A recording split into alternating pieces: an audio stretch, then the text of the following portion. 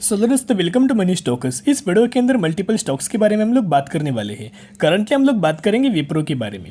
तो विप्रो को दोस्तों अगर आप आज के दिन परफॉर्मेंस देखोगे मार्केट के अंदर, अगर आपने देखा होगा तो मार्केट के अंदर हमें बाद में लास्ट के समय में फॉल नजर आया था और मॉर्निंग से एक वॉलेटाइल हमें मार्केट नजर आया था। कभी हमें पॉजिटिविटी की रैली निकल के आई थी, कभी हमें नेगेटिव हमें रैली निकल के आई थी। तो वॉलेटाइल मार्केट में भी अगर आप देखोगे तो पॉजिटिव मैनर में हमें विप्रो के अंदर आपको क्लोजिंग देखने को मिल चुकी है।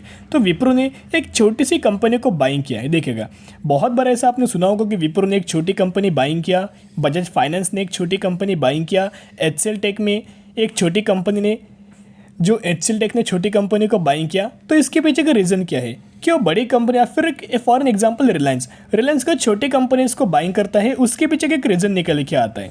सबसे पहले दोस्तों अगर आप देखोगे, अभी अगर विप्रो ने दोस्तों इस छोटी कंपनी को बाइंग किया है तो ये जो छोटी कंपनी जो है वो जो भी अपना रेवेन्यू जनरेट करेगी, जो भी अपना नेट प्रॉफिट जनरेट करेगी, वो हर एक रेवेन्यूज एंड नेट प्रॉफिट हमें विप्रो के अंदर काउंट होते निकल के आएगा।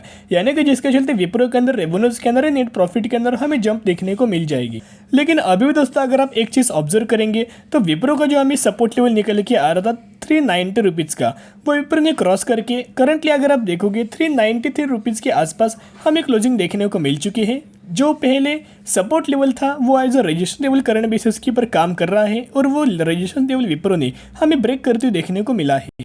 तो बेसिकली अभी हम आ चुके न्यूज़ के ऊपर। यहाँ अगर आप देखोगे IT major Wipro acquires Encore Theme Tech with 96.7% stake in the firm. तो कौन सी कंपनी को बाइंग किया है, कितने परसेंट का स्टेक, मेजोरिटी परसेंट का स्टेक हमें बाइंग किया है। मेजोरिटी स्टेक अभी विप्रो के पास इस कंपनी का है। एनकोर थीम टेक नाम से एक कंपनी है जो कि बेसिकली अगर आप देखोगे 67% का स्टेक अप्रॉक्सीमेटली हमें विप्रो ने बाइंग किया है। तो अभी होगा क्या, तो यहाँ ये जो कंपनी है, जो भी ये कंपनी रेवेन्यू अपना जनरेट करेगी, नेट प्रॉफिट अपना जनरेट करेगी, उसका ज़रूर हमें बेनिफिट हमें विप्रो को सबसे ज़्यादा आपको देखने को मिल जाएगा। तो विप्रो के अंदर दोस्तों कोई ज़्यादा हमें न्यूज़ निकल के नहीं आ रही थी। जो भी हमें न्यूज़ थी वो मैंने आपके साथ शेयर कर चुका हूँ। अभी इस वॉलेटाइल मार्केट के अंदर दोस्तों आपको किसी भी कंपनी के अंदर आपको होल्ड करना है तो आपके अंदर कॉन्फिडेंस डेवलप होना चाहिए। और वो कॉन्फिडेंस आपका कहाँ से डेवलप होगा, अगर आप म्यूचुअल फंड्स का डेटा देखोगे, शेयर होल्डिंग पैटर्न्स देखोगे, पैरामीटर्स कंपनीज के देखोगे, कंपनी को स्टडी करेंगे, उसके बाद ही आपके अंदर कॉन्फिडेंस डेवलप हो जाएगा। तो करंटली अगर आप देखोगे तो हम लोग बात करेंगे शेयर होल्डिंग पैटर्न्स के बारे में। तो प्रमोटर्स के पास भी उतनी ही हमें अप्रॉक्सीमेटली होल्डिंग निकल के आई है। अगर आप एफआईज देखोगे, एफआईज ने स्लाइटली माल बेचा है। अगर आप डीआईज देखोगे तो डीआईज ने ऑलमोस्ट अपना जो स्टेक है 2 गुना इंक्रीज किया है। इसका मतलब दोस्तों अभी क्या बोले, तो बेसिकली अगर एफआई स्टेक बेचता, डीआई स्टेक बेचता और सिर्फ पब्लिक स्टेक खरीदता तो दोस्तों बात अलग होती है, हम अलग अलग तरीके से सोच सकते हैं। लेकिन करंटली अगर आप देखोगे जो माल एफआईज ने बेचा है वो माल हमें डीआईज ने भी बाइंग किया है, और जो माल पब्लिक ने बेचा है वो भी माल जो निकल के आए हैं डीआईज ने भी हमें लगातार दोस्तों बाइंग किया है। तो जिसके चलते एक पॉजिटिव अप्रोच करके डीआईज ने विप्रो के अंदर बाइंग किया है। अभी हम लोग बात करेंगे म्यूचुअल फंड्स की डेटा के बारे में, म्यूचुअल फंड्स की बाइंग के बारे में। नवंबर 2022 का डेटा मैं आपके साथ शेयर कर रहा हूँ। 71 म्यूचुअल फंड्स की बाइंग, 56 म्यूचुअल फंड्स की सेलिंग हमें विप्रो के अंदर दोस्तों देखने को मिल चुकी है। यानी कि मैं हर एक कंपनी के अंदर आपको डेटा शेयर करता हूँ। लेकिन अगर दोस्तों म्यूचुअल फंड्स का डेटा, अगर म्यूचुअल फंड्स किसी भी कंपनी के अंदर बाइंग नहीं करते, बेसिकली उसका मतलब पकड़ सकते हो कि कंपनी या फिर म्यूचुअल फंड्स उस कंपनी के बारे में आप ये बोल सकते हो उतना ज़्यादा म्यूचुअल फंड्स को भी, एनालिस्ट को भी हमें कॉन्फिडेंस नहीं है। लेकिन म्यूचुअल फंड्स की बाइंग हमें विप्रो के अंदर हो चुकी है और म्यूचुअल फंड्स किसी भी कंपनी के अंदर बाइंग नहीं करते जब तक उनको लगे आने वाले फ्यूचर में इस कंपनी के अंदर मुझे तेज़ी मिलेगी, मुनाफा नहीं मिलेगा, तब तक दोस्तों बाइंग कंपनी के अंदर नहीं करते।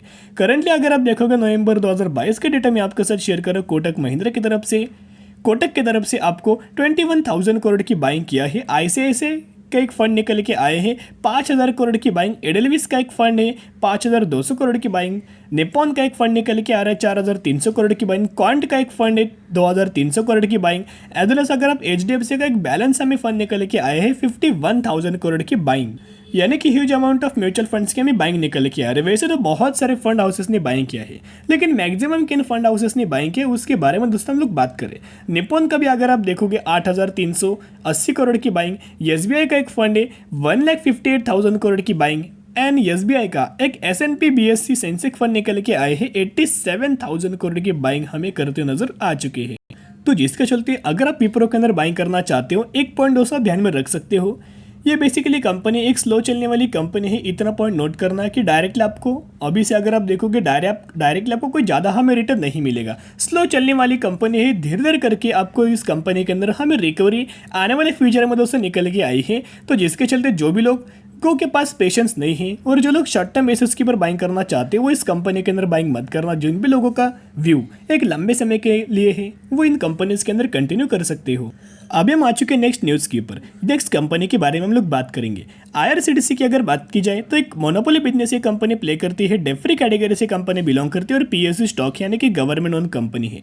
आज के दिन अगर आप देखोगे 1% की जंप IRCTC के अंदर देखने को मिली। 640 रुपये की क्लोजिंग आज के दिन हो चुकी है। तो IRCTC के अंदर एक हमें अपडेट्स निकल के आया है, जिसके चलते अगर आप देखोगे ये जो अपडेट्स है कोई कंपनी के लिए नेगेटिव पॉइंट नहीं है। लेकिन अगर आप दोस्तों कि एक तो कंपनी के लिए नेगेटिव पॉइंट है लेकिन उतना ज़्यादा हमें निकल के नहीं आ रहा है, फिर ज़्यादा कोई गिरावट हमें कंपनी के अंदर देखने को नहीं मिल सकती। यहाँ अगर आप देखोगे अभी हम आ चुके न्यूज़ के ऊपर IRCTC डाटा, यानी कि अगर आप दोस्तों देखोगे तो IRCTC के अंदर आप जो लॉगिन करते हो, जो आप पासवर्ड रखते हो, जो आपका ईमेल्स होते हैं, फ़ोन नंबर्स होते हैं, वो बेसिकली आप दे देते हो हर एक ऐप के बारे में। यानी कि हर एक ऐप के अंदर वो एक फीचर होता है कि ईमेल आईडी से साइन इन करना या फिर आप नाम अपना प्रोफाइल क्रिएट कर सकते हो। तो जिसके चलते names, emails, booking details of 30 million passenger put for sale by hackers. तो हैकर्स लोगों ने ये डेटा दोस्तों चोरी कर लिया, ऐसा आप या बोल सकते हो। डेटा को हैक किया है और सेल अभी इस डेटा को ये कर रहे हैं। कौन कर रहे हैं? हैकर्स कर रहा है। तो कंप्लेंट न्यूज़ के अंदर भी आप ये देख सकते हो। Passenger name, phone, mobile numbers, train number, travel details, invoice PDF and other details required to book tickets on IRCTC were put up to sale in dark web. तो डार्क वेब के अंदर दोस्तों आपको गलत चीज़ें होती हैं तो उस वेबसाइट के अंदर डार्क वेब के अंदर वो सब डेटा हमें सेल कर दिया गया है। The railway minister denied that the breach occurred at IRCTC server and asked the platform business partner to check the potential. तो बेसिकली ऐसा क्या गलत फैमिली हुआ है या फिर किस तरह से डेटा लीक हुआ है उसके बारे में दोस्तों और भी हमें जांच करने वाले हैं और आपको इसके अंदर इन्वेस्टिगेशन होने वाली है। लेकिन अभी देखते हैं गवर्नमेंट की तरफ से कुछ अपडेट्स आए तो मैं आपके साथ शेयर कर दूंगा। लेकिन इसके चलते दोस्तों कोई गिरावट आपको देखने को नहीं मिलेगी, इतना पॉइंट नोट कीजिएगा। कंपनी अच्छी, फंडामेंटल कंपनी स्ट्रॉन्ग है। कस्टमर के लिए एक नेगेटिव पॉइंट है, नेगेटिविटी है, लेकिन कंपनी के लिए अगर आप देखोगे कोई नेगेटिव भी नहीं, एक पॉजिटिव भी खबर देखने को नहीं मिली। तो जिसके चलते बायोंड स्ट्रेटेजी अप्लाई करना और IRCTC के अंदर लंबे समय के लिए होल्ड करके चल सकते हो।